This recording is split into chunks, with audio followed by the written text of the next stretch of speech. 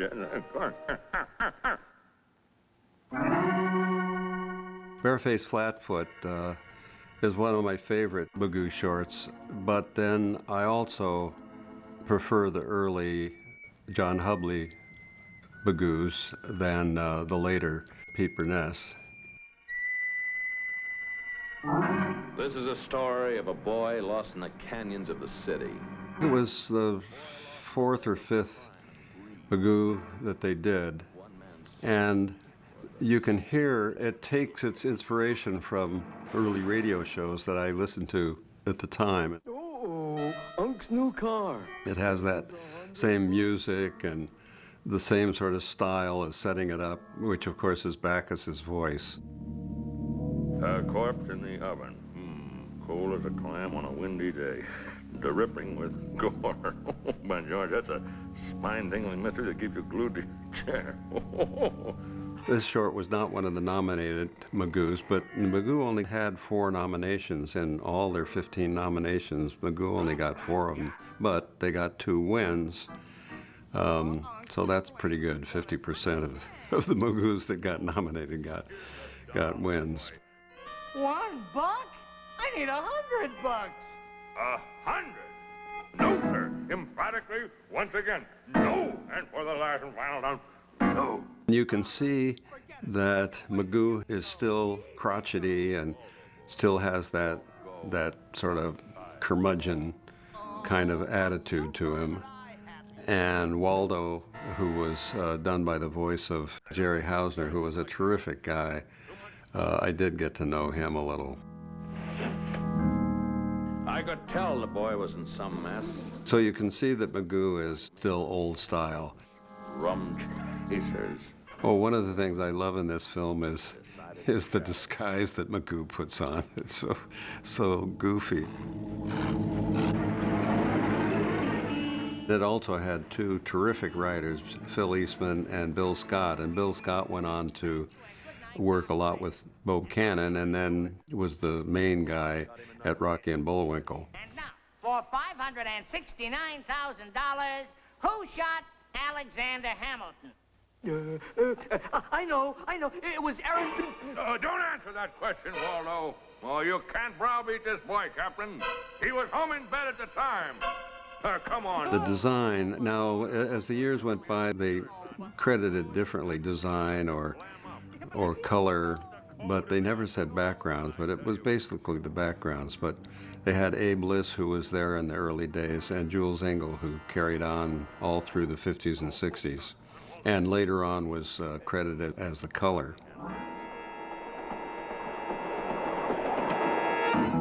One of the interesting things about the credits on this is Jim Backus doesn't have a credit, and soon after this film, he got the only voice credit on any Magoo, as far as I know, for the run of the theatrical Magoos. The music is reminiscent of those old radio shows, The Whistler and The Shadow.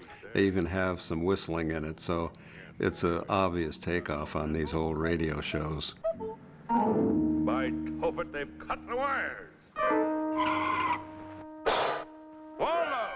The thing that I like most about this film is its cinematic quality, and I was studying film at the time at UCLA, and so I really cottoned on to this film because they use different camera angles. They have a low camera angles, and they go from look close up to long shot, and they have dolly shots.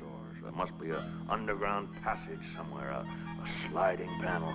The other thing about Magoo is he has this old world quality. Didn't I meet you in Heidelberg? And these things that kids, they're not going to know what he's talking about. But it gave him a charm that adults liked it as well. So adults liked it, and then the kids liked it for all this sort of slapstick stuff. And, thinking one thing is one thing and it's actually another. So it appealed to both kids and adults. And Magoo, in fact, was the moneymaker for UPA. Had it not been for Magoo, I think all the other films that gave them critical acclaim would never have been made because Magoo allowed them to make money and then spend it on these other films. I love this scene. It's like an opening day, and it's like modern artwork. It's like clay and Picasso and all these wonderful artists of the day, right in that one pan scene. On guard, sir. A bowman worthy of my steel. His thrust is deadly, but his stance is familiar. Clowl, haven't we met at Heidelberg? Break! Touche! Touche! Three-shay! Oh.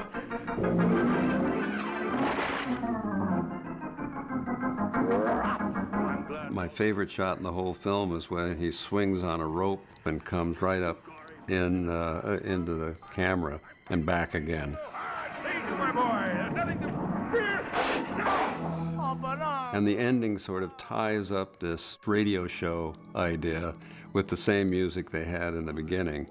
And if you didn't get the idea that it was a radio show takeoff, Magoo ends up with this line out of, I don't know if it was a Bacchus ad lib or if it was in the script, but he says, "Good night, sweetheart." And he's talking to Waldo, so it's way out of left field, but it cements this idea that they're doing this takeoff on radio shows.